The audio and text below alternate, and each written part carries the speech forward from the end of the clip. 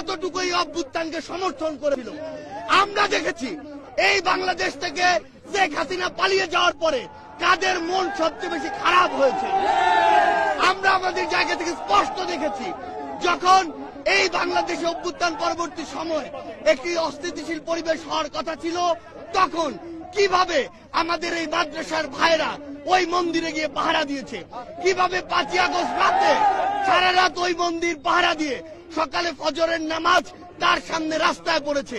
সেখানে এই সহানুভূতিকে কেউ যদি প্রশ্রয় হিসেবে দেখে, আমরা স্পষ্ট করে বলে দিতে চাই, শুধু অন্তর্বর্তীকালীন সরকার নয়, বৈষম্য বিরোধী ছাত্র আন্দোলন নয়, জাতীয় নাগরিক কমিটি নয়, পুরো বাংলাদেশ একসাথে এ সকল উগ্রপন্থীদেরকে প্রতিহত করবে।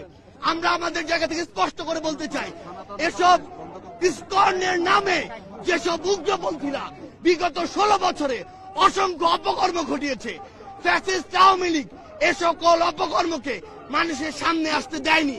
তারা ইসকনের এই সকল অপকর্মকে মদত দিয়েছে, প্রশ্রয় দিয়েছে, আশ্রয় দিয়েছে, লুকিয়ে রেখেছে।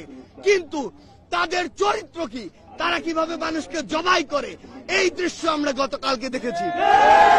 আমরা আমাদের জায়গা থেকে স্পষ্ট করে বলতে চাই, বাংলাদেশের মানুষ যেমন সকল ধর্মের প্রতি সহানুভূতিশীল, একইভাবে সকল উগ্রবাদীদের বিপক্ষে তাদের রক্ত গরম হয়ে সর্বোচ্চ অবস্থানে যেতে, তাদের বিরুদ্ধে দাঁড়াতে, তাদের প্রতিহত করতে বিন্দুমাত্র দ্বিধা করবে না। আমরা আমাদের জায়গা থেকে সরকারকে স্পষ্ট করে বলতে চাই, যারা আমার ভাইকে হত্যা করেছে তাদেরকে যদি গ্রেফতার করে দৃষ্টান্তমূলক শাস্তি না দেওয়া হয়, তাহলে পুরো বাংলাদেশের এই যে ছাত্র জনতা একসাথে সরকারের বিরুদ্ধে তাদের জায়গা থেকে প্রতিবাদ জানাবে। আমরা আমাদের জায়গা থেকে বলে দিতে চাই, যদি এই ক্ষেত্রে দৃষ্টান্তমূলক শাস্তি না হয়, তাহলে এটি হবে সরকারের বিচার ব্যবস্থার ক্ষেত্রে অন্যতম একটি ব্যর্থতা। আমাদের জায়গা থেকে স্পষ্ট কথা, এই যারা ইসকন নামের, যারা এই উগ্রপন্থী একটি মনোভাব বাংলাদেশে ছড়াচ্ছে, হিন্দুত্ববাদী মনোভাব বাংলাদেশে ছড়াচ্ছে, তাদেরকে অবিলম্বে নিষিদ্ধ করে বাংলাদেশের স্থিতিশীলতার জন্য, শান্তিপূর্ণ পরিবেশের জন্য তাদেরকে অবিলম্বে নিষিদ্ধ করতে হবে। জমিতুল ফালা, হ্যাঁ হ্যাঁ, এখানে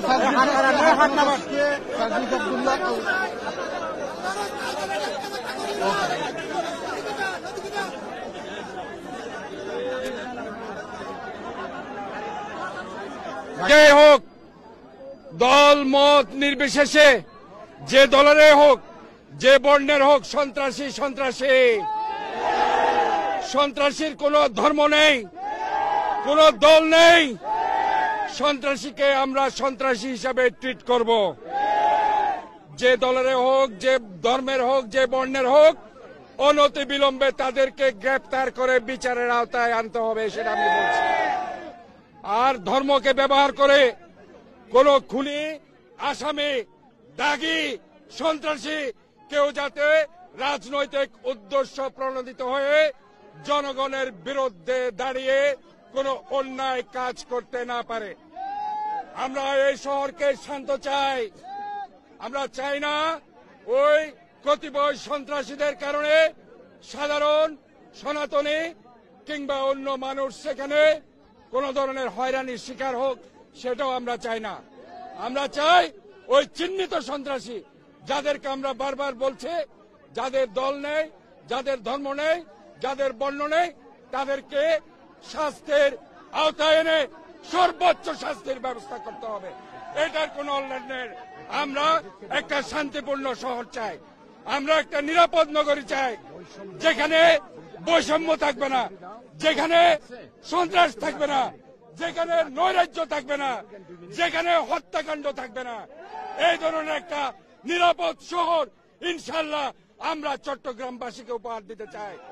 আজকে থেকে আমরা সবাই কাঁধে কাঁধ মিলিয়ে ধর্ম বর্ণ নির্বিশেষে ওই সব সন্ত্রাসীদের বিরুদ্ধে ঐক্যবদ্ধভাবে সবাই মিলে সম্প্রীতি বজায় রাখবো। সবাইকে নিয়ে ঐক্যবদ্ধভাবে একটি সুন্দর বাংলাদেশ, দুর্নীতিমুক্ত, সমৃদ্ধশালী একটি বাংলাদেশ, নতুন চট্টগ্রাম আমরা গড়ে তুলব ইনশাআল্লাহ। ধন্যবাদ সবাইকে। চট্টলার ভাই বন্ধুরা, আসসালামু আলাইকুম ওয়া রাহমাতুল্লাহ। আমরা আজকে এসেছি আজকে উপস্থিত হয়েছে চুপ করেন একজন শহীদের জানাজা পড়ার জন্য। একজন শহীদের জানাজা পড়ার জন্য আজকে উপস্থিত হয়ে